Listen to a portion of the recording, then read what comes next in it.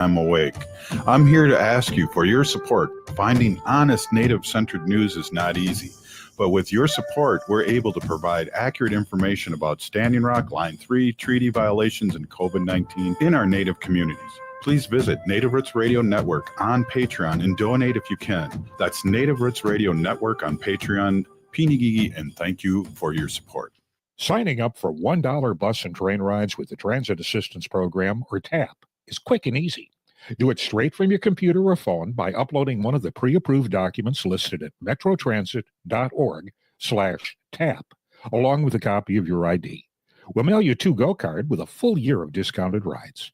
For questions or translation help, call 612-373-3333. 612-373-3333.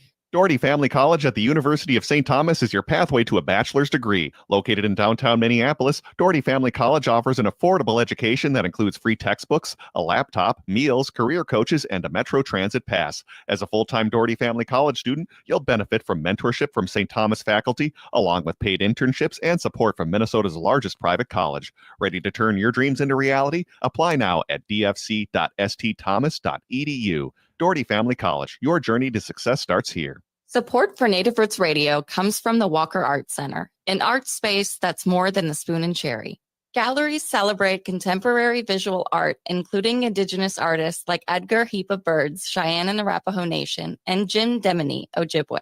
Additionally, films screen in the cinema, and performances are shown on stage. Free every Thursday night and free every day for members and citizens of tribal nations. Learn more at walkerart.org. Again, that's walkerart.org. The city of Minneapolis is now on Native Roots Radio with Minneapolis Air. AIR stands for American Indian Relations.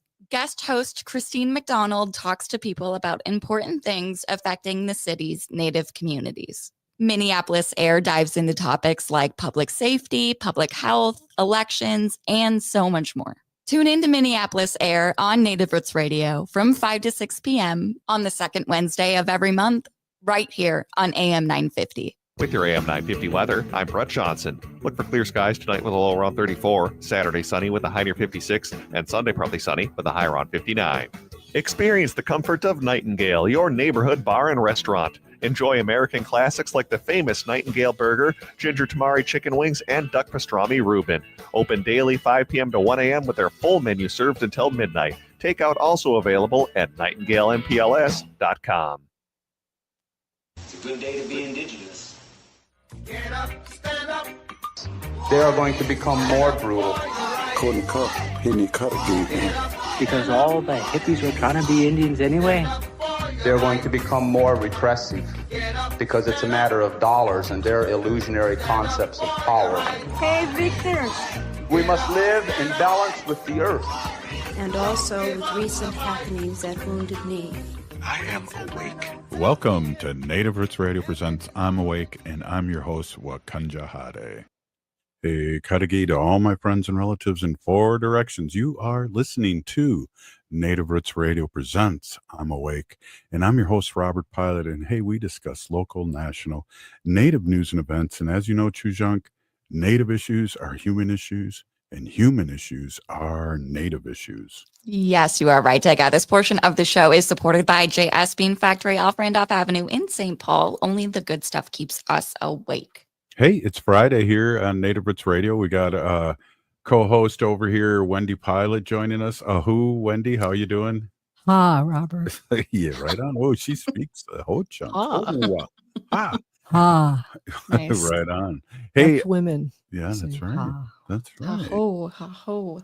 Yes, that too. Hey, so it's Friday. We got State Senator Mary Kunesh on, and then we got Wendy with, are you doing the sacred animal portion, or are we doing Fun Fact Friday? Well, I'm doing the sacred animal portion. We're going to talk about animals and a couple of things that going on. Yeah. Okay. Because Haley's really good at the fun facts. She remembers, and well, you know, I'm on the decline when it comes to memory. Mm-hmm. She agrees.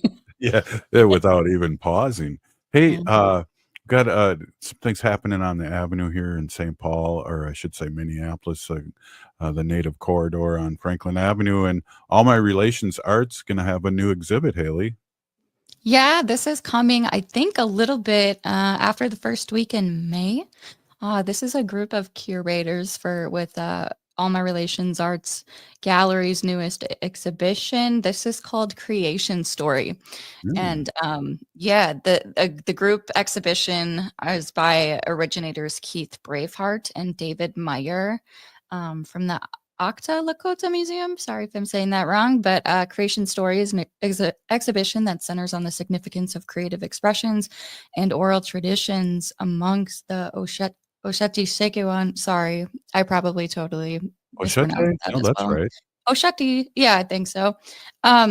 When is that opening? That's going to be on view May 8th through July 26th. So you got a good chunk of this summer to go get into Minneapolis and see this at All My Relations Arts.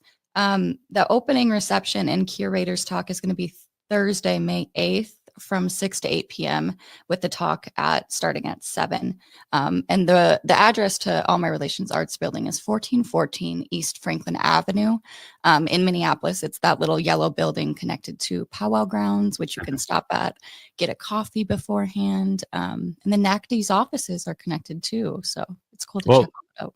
They also have a parking lot and on-street parking, so no excuse not to make it there. Hey, last night I was at the second premiere, or not the premiere, but they have a couple of shows before the premiere, which is tonight at New Native Theater, and it's their 15th anniversary. They have a new play, The Nut, The Hermit, The Crow, and the Monk, and that's written by Rihanna Yazi, the theater's founder and artistic director, and also with co-direction of Amber Ball, and that's tonight at 7:30 at the Gremlin Theater in St. Paul, and check it out. Cost is $35, but they also take whatever you can afford, and so they don't want to leave anybody out in the community. Right. Yeah, that's going to be at Gremlin Theater in St. Paul. That address, it's in the Annex Building, 550 Vandalia Street, apartment, or maybe unit number 177. But The Nut, the Hermit, the Crow, and the Monk will be available to see from April 16th through May 4th, Wednesday through Saturdays at 7:30 and Sundays at 2. And ASL, American Sign Language, will be provided by the Indigenous Interpreters Organization, which we had on the show a few weeks ago. Yeah, and I got to run into them, and I was with our Hinu Wendy, Jaleesa, and we were hanging out, checking out the play, and it was a good 2-hour play without an intermission. So you know me, I get a little antsy. Yeah, it's good to support elders. It's good to support New Native Theater. So absolutely. Yeah. So make sure you go potty before you go to get your seat. Hey, also, Earth Day is next Tuesday, and Wendy, what do we do for Earth Day? We recycle. Do what we normally do every day. Recycle. Try to use, just recyclable products. Yeah, just try to be earth friendly and just do that. Yeah, you got to do something because this new administration is going to be fracking and mining and getting those coal stacks going, and he doesn't care about anything. Wow, we just got dark. Welcome back, Wendy. They took Earth Day off the calendar. That was part of their. They would. Yep. So it's not on the calendar. It's April 22nd, Earth Day. One of the things I like to do is get out and pick up litter. I can't believe it's 2025 and we still see this much litter on the side of our roads and off highway exits and whatnot. But there's so much. If you're able to get out there, get physically active. It's get a group of friends, make it a fun thing. Get out there in nature. I see a lot of trash too around like railroad tracks and intersections like that. But it's nice to just clean that up, and it always feels good. Wear gloves and protect yourself from those sharp objects as well. Yeah, you know that for personal experience with those sharp objects, right, Haley? Yeah. Well, like in parks and stuff, if you go back in the woods, a lot of those areas don't get picked up. So you can find like a lot of aluminum cans and broken bottles with glass too. So just important to be safe. Right on. Coming up May 1st is a kickoff to American Indian Month in Minneapolis and all over the state of Minnesota. It's Yeah. totally awesome. They got the big parade happening, and it's ending up at a different place, not at the Indian Center, but it's ending up at another place right down the street. Yeah, so this year's theme is Strong Like Our Ancestors. This is May 1st.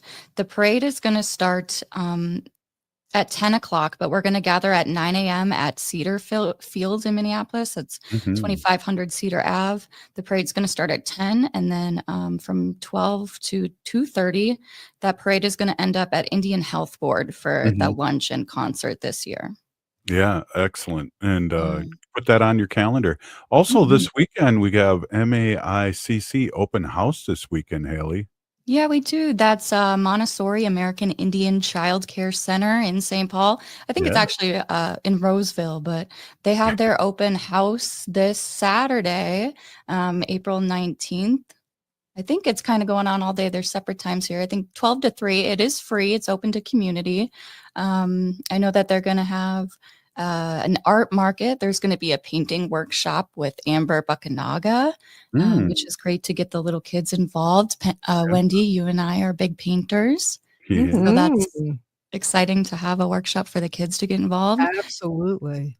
But yeah, there's going to be a raffle. A meal from Trickster Tacos will be there as well. And they're doing some type of video premiere too. I don't know if this is the Economic Mobility Hub for American Indians video premiere, but that'll be at 2:30. And the address for Montessori American Indian Child Care Center is 965 Larpenteur Avenue West in Roseville. Yeah, check it out. Especially if you got young ones that age, check it out. It's a good time and good thing happening there. Yeah, it's immersion too. So they're teaching the language. I think both Ojibwe and Dakota are incorporated there. Yes. Hey, this is Native Roots Radio, and we up next, Haley, we have State Senator Mary Kunesh, which we've loved to have on all these years, Wendy. Yeah, well, long time, right? Since the beginning. I was a young person. Yeah, it's awesome. I was a young person. Mary's great. Hey, this is Native Roots Radio, and please keep listening. Ho! Stay with us.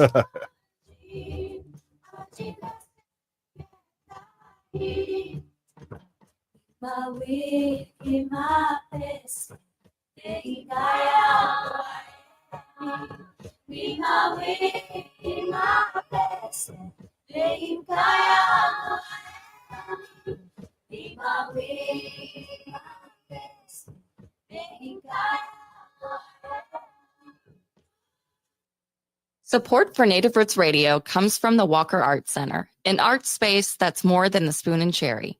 Galleries celebrate contemporary visual art, including Indigenous artists like Edgar Heap of Birds, Cheyenne and Arapaho Nation, and Jim Demini, Ojibwe.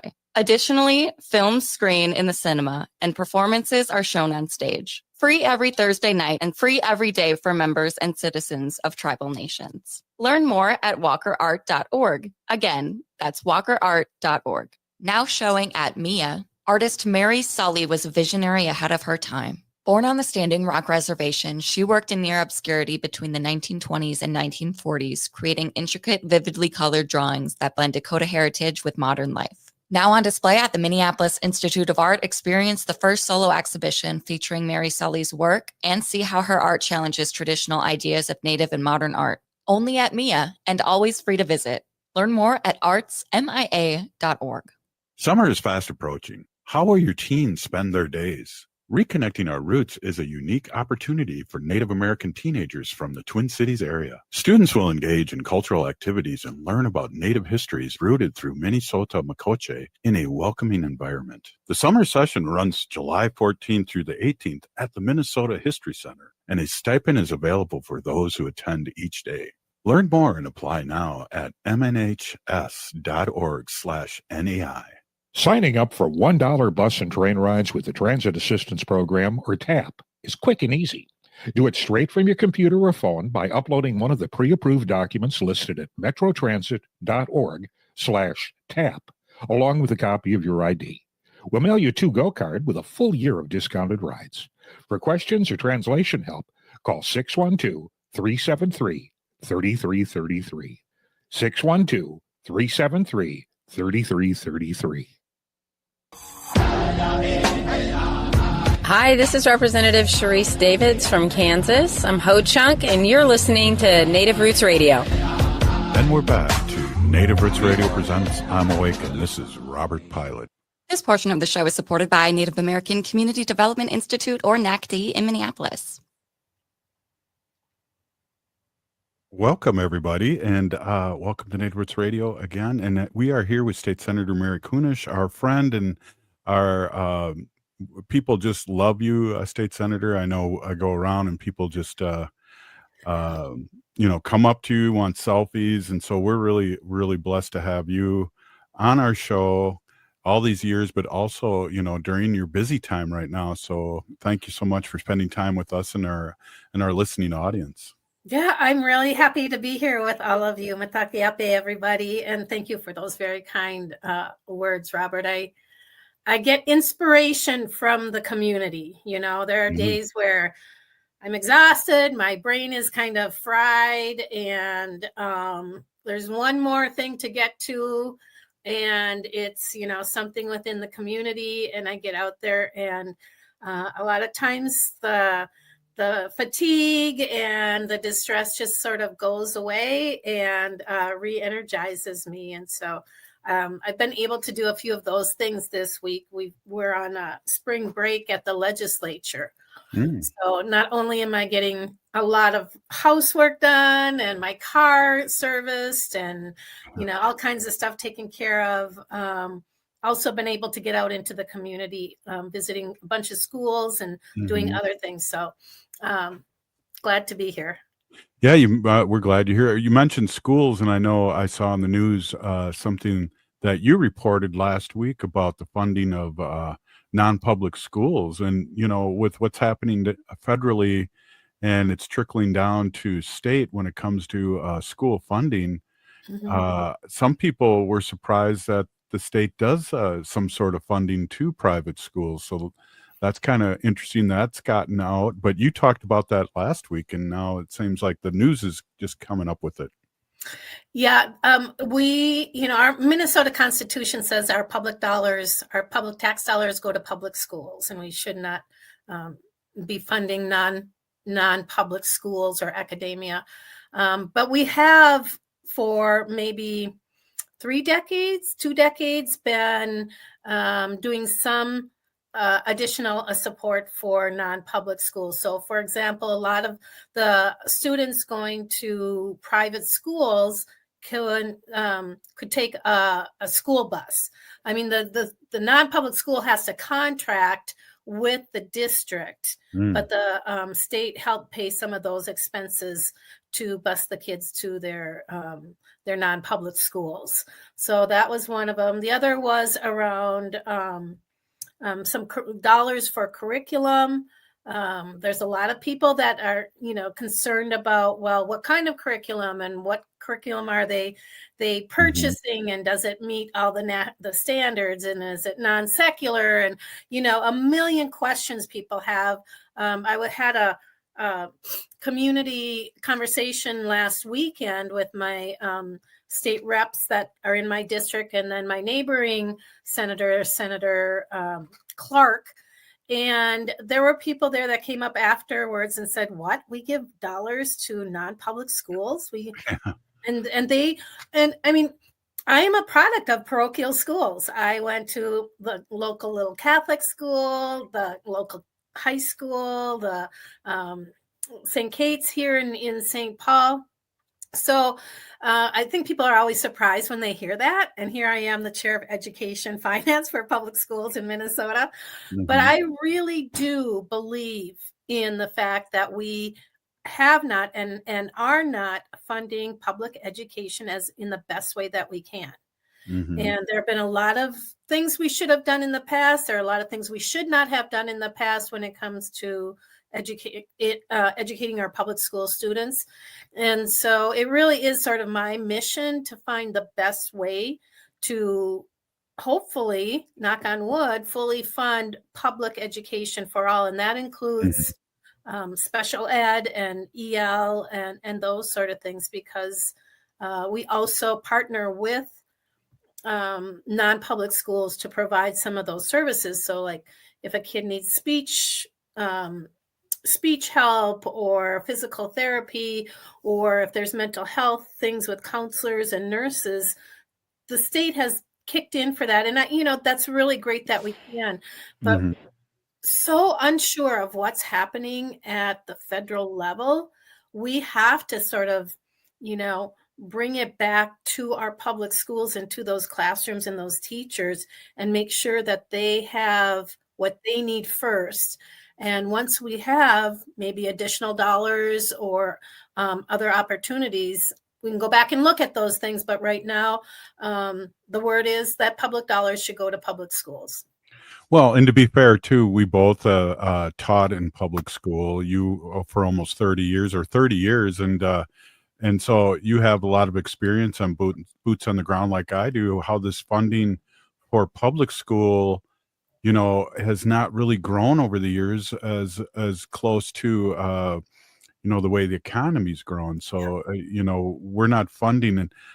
State Senator, I remember in the 70s and 80s, people coming to Minnesota wanting to know how we did so well. And then as the years went on, the Republicans defunding public school slowly but surely, and we just haven't caught up. But we used to be the prime people that people would come and see how we're doing it. Yeah, we were the exemplar state, and as well as we had so many people wanting to be teachers. I don't know about you, but when I finally got my teaching degree, it was hard to find a job. I wasn't sure I would even get one because there were so many teachers out there. And so there were a lot of openings, but there were a lot of teachers.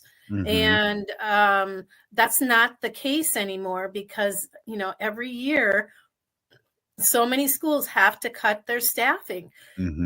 And it's not because, we begrudge them any money. I think we get as much as we can out to the schools. Yes, there are times where we say you have to use these dollars for this, and this can only be used for this to make sure that those areas are being covered appropriately. But at the same time, you're absolutely right. We have not kept up with the cost of educating our students in public schools and not kept up to the rate of inflation. And Palenti back in the day actually borrowed, he put off the funding to the schools to balance his budget. He's like, okay, you get this much money, but you're not going to get it until, months and months and months down the road, which really forced the schools to have to take out loans. Can you imagine public schools taking out loans to cover all their bills? And I don't think we've ever recovered, and I don't think we've ever been able to invest in our schools as we should since then. I agree. And I think I went through that with plenty. One of the interesting things is we always talked about, at least in my school, how, special ed's mandated but federally, but it takes forever to get the funding. So it seemed like the feds always drag their feet about funding for special ed. Right. I mean, some of these title programs that help support the most students in need for special ed, homelessness, all sorts of things are actually kind of what I have been told are sort of on the cutting board at the federal level. I think the way I heard it is that the Department of Education at the federal level will take all the dollars that there used to be different streams for these, like Title I, 2, 3, 4, and 5. And there used to be different streams. Now they're going to put it in one bucket, and they'll allocate it out to the states. Now there's probably going to be a lot of strings attached, but from what I heard, the plan being is that they would cut those funds 10% every year, so that within 10 years, all those federal dollars would be gone. And the federal government has never fully funded or met their promises to public education. I think they were supposed to be paying like 60% of our special ed costs, and they've never paid that, never met that need. So the states have to fill in all those those voids, and it's not easy. Well, as you're speaking, I'm thinking kudos to Harvard and pushing back federally. Good on them, and I wish other schools would follow suit, because being bullied by a president about how you run your university or college, kudos again to Harvard. And these are private. That's a private college. I mean, you're telling a private college what they can and cannot do. And a part of that is, I always find this so interesting. Almost every day we hear that there's one more word, or here's more words that you have to eliminate from your vocabulary or from, whatever you're doing. A couple days ago, I saw a list of like 250 words plus that have to be scrubbed from the government websites and documents, especially around diversity, equity, and inclusion. I mean, things, well, of course, abortion has to be scrubbed. Women, the word women, the words like disability, elderly, Native American, and of course, his very famous Gulf of Mexico. Oh, geez. Yeah. So this is how they are trying to brainwash everybody and remove any of these really important topics, let alone words that lead to these vital conversations. And it's just really distressful. Hey, we're here with State Senator Mary Kunesh, and we're talking. Well, she's part of education and one of the leaders of education here in the Capitol, and we're talking about education. Hey, this is Native Roots Radio. We'll be right back after this short break. Are you experiencing troubles with thinking, comprehending, or speaking, have post-COVID brain fog, ADHD, concussion, tremors from Parkinson's, mental health issues, or simply striving to maximize your brain's potential? At Hypercharge Wellness Centers, we deliver transformative results for the brain. Hypercharge Wellness's brain fitness protocol utilizes cutting-edge modalities, including PEMF, red light therapy beds, and transcranial laser, which all work together to improve focus and cognitive functions. These treatments aim to improve the brain's blood flow and electrical patterns, which reduces anxiety and enhances relaxation, providing a comprehensive approach to brain health optimization. All are invited to experience this life-changing journey towards achieving the pinnacle of cognitive and emotional well-being. Call or go online to schedule your free Hypercharge Wellness introductory session, valued at $200 today. This is your opportunity to feel the difference for yourself. No matter where you are in the Twin Cities, there is a convenient location near you. Visit hyperchargeclinic.com now. That's hyperchargeclinic.com. Hypercharge is hope. When was the last time you had your roof inspected for extreme weather and hail damage? This is Chad, owner of AM 950, to talk about the exterior construction company I trust, Snap Construction. If you've noticed new roofing projects in your neighborhood, your home was likely hit by hail last summer and experienced damage. Snap Construction is helping homeowners like you, and they're the roofing specialists I trust. They are the most well-reviewed contractor in the Twin Cities and have a ton of positive customer reviews from homeowners just like you. Even better, Snap Construction's installations are backed by a lifetime warranty, so you know you're dealing with a qualified roofing expert. You want to work with a company that will be here for a long time after the work is done. Snap Construction has handled thousands of claims and will help you through the process. Do yourself a favor and get a free roofing inspection so you have the facts and peace of mind you deserve. Call Snap Construction today at 612-333-SNAP. That's 612-333-SNAP, or visit snapconstruction.com. Greg Bakken here. Like you, I love good, fresh, delicious food. So I want to tell you about this treasure in Roseville called Maverick's Real Roast Beef. Maverick's has the best roast beef sandwiches I've ever had. Made fresh every order. Add fries or onion rings dropped in the fryer when ordered, and you have a winning combination. Maverick's Real Roast Beef has a lot more than roast beef, so check out their website, mavericksbeef.com, or check out their restaurant on Lexington in Roseville. Peace of mind shouldn't cost a fortune. We keep things simple at Schroman Law because we believe planning for your estate and end-of-life care shouldn't be stressful or expensive. Every client relationship starts with a free consultation so clients have the information they need before making important decisions. From there, we work closely with clients to ensure they are choosing the most efficient and cost-effective plans for their specific needs. Schedule a free consultation today at schromenlaw.com. That's SCHROMEN law.com. Turn to Auto Technical with your vehicle donation. We have families waiting for a car. You know, over 85% of unemployed are successful in finding and keeping a job if they have dependable transportation. A car plus a job equals a life changed. 612-919-5526. We have families waiting for a car. 919-5526 or autotech.org. With your AM 950 weather, I'm Brett Johnson. Look for clear skies tonight with a low around 34, Saturday sunny with a high near 56, and Sunday partly sunny with a high around 59. Natural Lawn has been delivering beautiful weed-free lawns for over 30 years with environmentally friendly, organic-based treatments. Their proprietary fertilizer blends and expert soil testing mean healthier grass with fewer chemicals, safer for your family and the planet, with no contracts and guaranteed results. Let your lawn thrive at naturallawn.com. AM 950 KTNF, St. Louis Park, Minneapolis, St. Paul. Oh, this is Dallas Goldtooth, and you're listening to the Native Roots Radio. Hoka, hicha, wecha. Welcome back to Native Roots Radio presents I'm Awake, and this is Robert Pilot. This portion of the show is supported by Native American Community Clinic on Franklin Avenue in Minneapolis, honoring health and tradition. Yes, they do. Hey, we are here with State Senator Mary Kunesh, and we're talking a little bit about financing. And State Senator, you're the chair of Education Finance, and that's I kind of misspoke at the end, but that's your title, and you do know where the T's are crossed and the I's are dotted, and where the money's coming from and where it's spent. So this has been a really good conversation.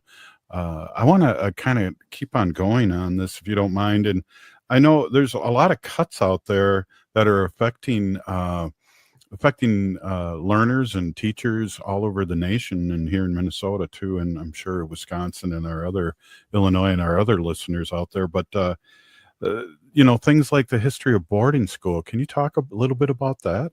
Yeah, I hope people have heard about this, and if you're out there in radio land, contact your federal representatives, your Congress people and representatives about some of these cuts that are really going to affect our community, our indigenous communities, our American Indian communities. It's just been in the last, 5-6 years that that our country and Canada has even acknowledged the effect of those forced boarding schools on our community. And people wonder, why do we struggle with mental health? Why do we struggle with addiction? Why are we the largest population of homelessness and those sort of things? And it really, really does stem from the historic trauma of boarding schools and the disconnection and destruction of the family unit and the culture of our people. I mean, I believe it, and I know that there are lots of people that have made those direct correlation in that way. And one of the sad things that came up this week is the national, humanities department at the federal government, which I believe they are trying to, again, destroy. The National Endowment for Humanities had like 1,400 grants that support history and culture projects across the country terminated. And that has a direct impact on so many different people and the organizations within our state governments, our national government, to really tell the story of, what we used to refer to as the melting pot here in the United States. But I think there was over like $1.5 million in grants to that was being allocated to digitize the archival records and to collect those first person accounts of our ancestors and our elders who attended the U.S. government-run boarding schools and possibly even the religious ones. But all of those are now part of the cut from the Trump administration. And we know pretty clearly, I mean, it's really clear that the intention is to really reshape the history of Minnesota and the kind of cultural programs that are going to be coming. It's really horrifying, you know, when we think about a part of the history of our country that was intentionally created to eradicate our historic culture and assimilate all of the Native Americans into the white society. And if you think about it, that's kind of what's happening right now. This effort to create a white dominant, a white focused, white supreme country. And I think it's so super scary. It's really scary for so many people when they are able to, you know, pick up just about anybody and deport them to wherever they can, with no accountability. That's really scary. Right. And it's been reported that Trump's going to be deporting people, citizens too, that are troublemakers. Yeah. That just came out yesterday. We're not one of them. Yeah. Well, I know I'm already where they send us off to. I'm already on the list because I was at Standing Rock, and I know the feds were getting everybody's name then too.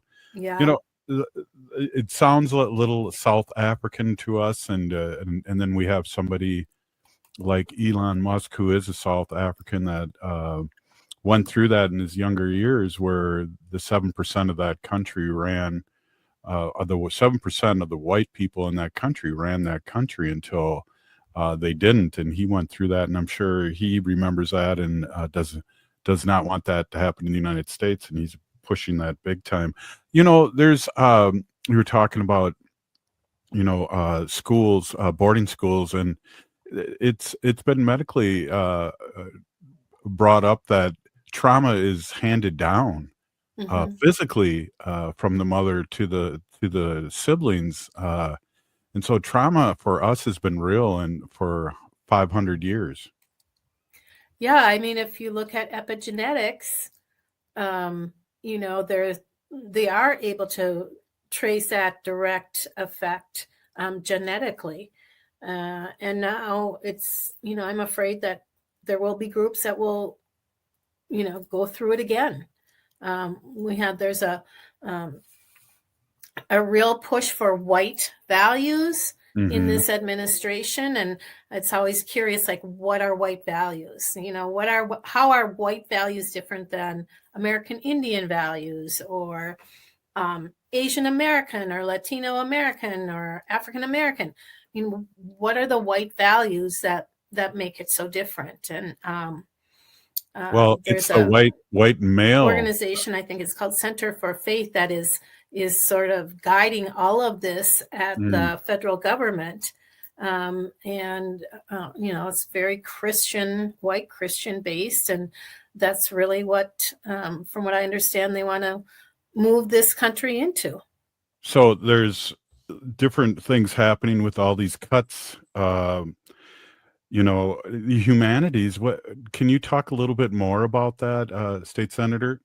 Yeah. So there is, at the national level, the National Endowment for the Humanities. And those are, the goal of the National Endowment for the Humanities supports the states around museums, historic sites, universities, providing resources for teachers and libraries. They do a lot with documentary and filmmakers. I don't know if you've ever visited the Humanities Center here in Minnesota. It's over in St. Paul by Como. Oh. It's a beautiful old building. It used to be a nurse's, I think I used like a little university, a tiny little teaching college for nurses. And they put out some of the most wonderful things around the diversity of our world, of our country, of our state, of our, of our cities. They are the ones that help create Why Trees Matter. Do you remember that? That production. Wow. Yeah, I do. Yeah. So they do, they just create the most incredible opportunities for learning and education and advocating for, unique groups, as well as, what our country is all about and where we came from. And so when we look at those kind of cuts, obviously it's an effort to kind of erase history, to change the philosophy of the country that we live in, an effort to control what literature is being shared, all of those things.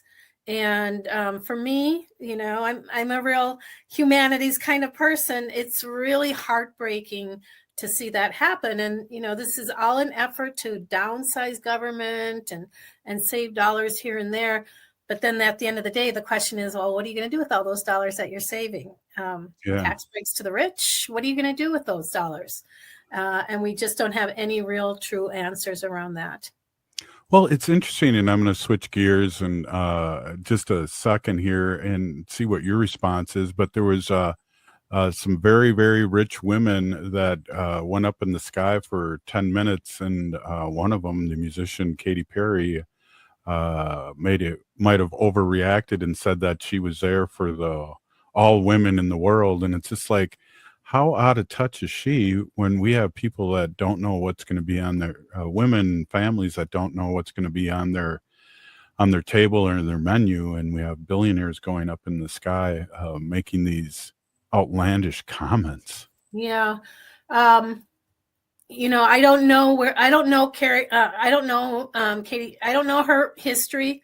I don't know if she struggled in her lifetime or if she came from people that struggled in their lifetime. But, I just always wonder, where is people's moral responsibility and their compass when they have more than enough? And you have to recognize where that more than enough came from. It came from all of us who are working, who buy the product, that buy the tickets. Right. And I think it's, a lovely sentiment. Like, I'm doing this for the women to say that women can go to space too. But, let's get those women educated as the astronauts and the ones that are controlling things. So that's kind of where I look at it from. Yeah, they each paid $28 million to do that. And that would have been really interesting what they could have done for people that need help. So boo on you, Katy Perry, and yay on you, State Senator Mary Kunesh. Thank you so much for being on, as always. Thank you. Wapiwaitanka, everyone. Right on. Great talk. Hey, we'll be right back. This is Native Roots Radio. Signing up for $1 bus and train rides with the Transit Assistance Program, or TAP, is quick and easy. Do it straight from your computer or phone by uploading one of the pre-approved documents listed at metrotransit.org/TAP, along with a copy of your ID. We'll mail you a to-go card with a full year of discounted rides. For questions or translation help, call 612-373-3333. 612-373-3333. Now showing at MIA, artist Mary Sully was a visionary ahead of her time. Born on the Standing Rock Reservation, she worked in near obscurity between the 1920s and 1940s, creating intricate, vividly colored drawings that blend Dakota heritage with modern life. Now on display at the Minneapolis Institute of Art, experience the first solo exhibition featuring Mary Sully's work and see how her art challenges traditional ideas of Native and modern art. Only at MIA and always free to visit. Learn more at artsmia.org. The city of Minneapolis is now on Native Roots Radio with Minneapolis AIR. AIR stands for American Indian Relations. Guest host Christine McDonald talks to people about important things affecting the city's Native communities. Minneapolis Air dives into topics like public safety, public health, elections, and so much more. Tune in to Minneapolis Air on Native Roots Radio from 5 to 6 p.m. on the second Wednesday of every month, right here on AM 950. Summer is fast approaching. How will your teens spend their days? Reconnecting Our Roots is a unique opportunity for Native American teenagers from the Twin Cities area. Students will engage in cultural activities and learn about Native histories rooted through Minnesota Makoche in a welcoming environment. The summer session runs July 14th through the 18th at the Minnesota History Center, and a stipend is available for those who attend each day. Learn more and apply now at mnhs.org/NEI.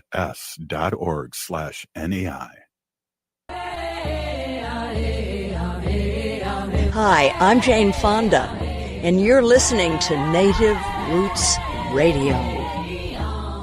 And we're back to Native Roots Radio presents I'm Awake, and this is Robert Pilot. In this portion of the show, we like to bring awareness to our Minnesota wolf population. Say no to the hunts. No.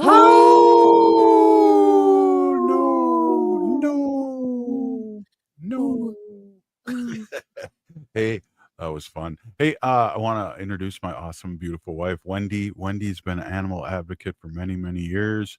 And she's a co-founder here of Native Roots Radio. Oh, we're in our 9th season, Wendy. And you talk about our sacred animals and those beings from relatives from all over the world. So always welcome. And we love to hear what you have to say. Yeah, great. Thank you, Robert. Thank you, Haley. Hey, everybody. My name is Hanajihi. That means cares for them. And I was given that name by my Dega Curtis. Curtis goes by Mashke Hanajinga, which means walks on white clouds. I am a policy volunteer for Humane World for Animals, formerly known as the Humane Society of the United States. And I work on animal issues at the local and state level. It's always my pleasure to do that. Tomorrow, Robert and I'm excited about this. This is, I think, our 3rd year that we will be attending the Royal Canadian Royal Circus, or the Royal Canadian Circus. I can't remember which way it goes. I'm glad they're coming to the country still. Oh, I know. Well, I think they were here before, what hit the fan. But anyway, so the Royal Canadian Circus, and this is a great circus because there are no animal acts in this circus. And over the years, over the many years here that I've been talking about animals, I have been denouncing going to a circus that has animal acts. Yeah. Just talking about what the animals endure traveling around in train carts and how they're confined. And was it the bull whip, or what was that called? The bull hook. Bull hook. Bull hook, and that's how they control the elephants. And I'm just excited to go to the circus. This has been a really good treat. They have acrobats and dancers and like motorcycles that go inside a cage. And I mean, it's really like half the time you're watching these people do these different acts, and you're like, your heart is in your mouth because you're like, oh my God, they could fall at any time, and they're flying through the air, and it's really, really awesome. So I'm really happy to be doing that and promoting that. There are no animal acts in this circus. Yeah. And tomorrow is the last day, actually. And it's in Bloomington, Minnesota at the Mall of America. They have a big giant circus tent there. Tomorrow's show is at 4:00, and there are still some seats left. So if you're interested, get online. We got a Groupon for our tickets, so we got to save a little bit of money. So if you could get on Groupon and get that, that's fantastic. Hey, and if you're sitting next to us, give us a hi. Ahoo. Yeah. Awesome. And a lot of people in my animal activist groups, all different groups that I'm friends with on social media, also are promoting this circus and have attended the circus. And just speaking of animals, on Monday, April 14th, there was a 5.2 magnitude earthquake that shook Southern California. And if you go online, you could watch a herd of African elephants at the San Diego Zoo. What happened was the earth, you could see the video with the earth shaking, and then the elephants like looking around being like, what the heck is this? The amazing thing is that you could watch all these elephants like gather together in one spot. They put all their butts together and they're all looking around. And they have like the young ones in the middle, right? The young elephants are in the middle and all the larger animals are on the end, and they have their butts to the babies and they're looking out around like what is causing this motion. And what they did was called an alert circle. Yeah. And elephants in the wild will do this if they hear something like a gunshot or an earthquake or something, or there's a predator, right? All the elephants will gather, keep the young in the center and go around them, put the butts against the babies and look out to find out, and they're in a circle. Yeah. And what's that called again? It's called an alert circle. That's very cool. Yeah, it's very, very cool. And you could go online and just Google, alert circle, San Diego Zoo or whatever. But that just happened on April 14th. So that was really something amazing to watch, that these animals have this inert, instincts to just protect their young and to protect their tribe there, the elephant tribe. I'm not an advocate of any type of zoo whatsoever. There are, I guess, some good zoos. I don't know, but I just feel like how arrogant of us humans to take these beautiful animals out of their natural habitat and put them in somewhere so that we could just look at them like, really, who are we to do such a thing to a beautiful animal? So anyway, that's my opinion. You could take it or leave it, but that's how I feel about it. We'll keep it in the show. Okay, do it. Yeah. All right. Oh, here's another thing. Spring is coming. Let's get, what you could do. Here's one very easy way to support local wildlife. Plant sunflowers. Oh, yeah. So let's do that. We could do that. Let's do it. I think we could do it right now. By the garage. Don't cover my sage though. I won't. So a single sunflower can feed dozens of bee species, provide seeds for birds, and attract butterflies all season long. So they're very diverse, these beautiful, and they're beautiful. Are they perennials or you have to They come up every year because we have a neighbor around the alley, and they grow, the ones right around the alley by their garage. We don't like to talk to them, but yeah. Every year the sunflowers grow there. I don't think they plant them every year. Do you? I'm not really sure about that. If anybody, stay tuned next week. We'll have that answer. I don't know. I really don't have any idea. So just recently what happened, Germany just ended fur farming. Wow. Yeah. Wait so that's huge. Yeah. The Germany just ended fur farming. So I'm really happy.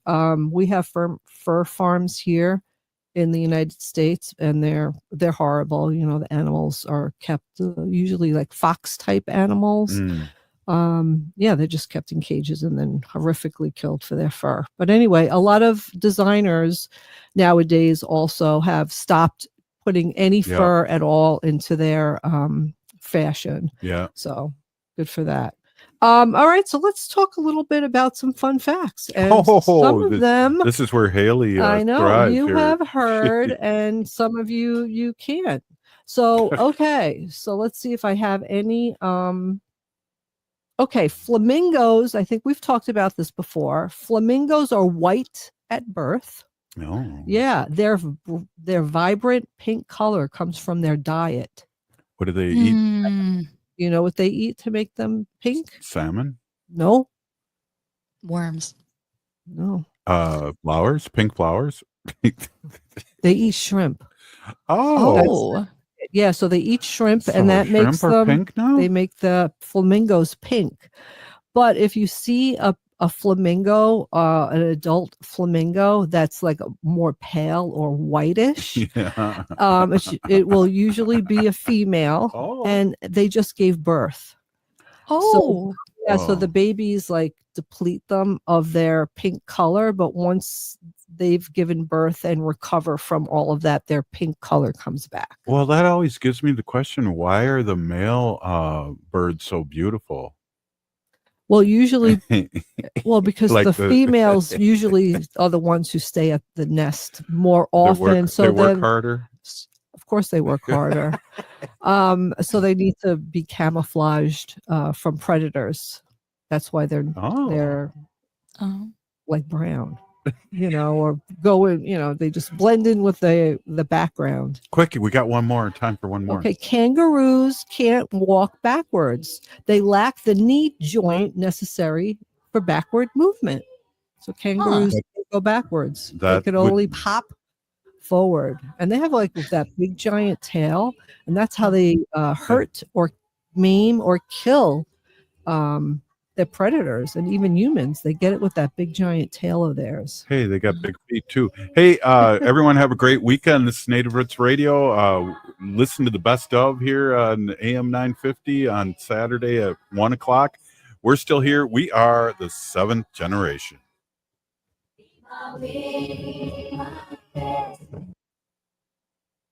I love my Toyotas from Rudy Luther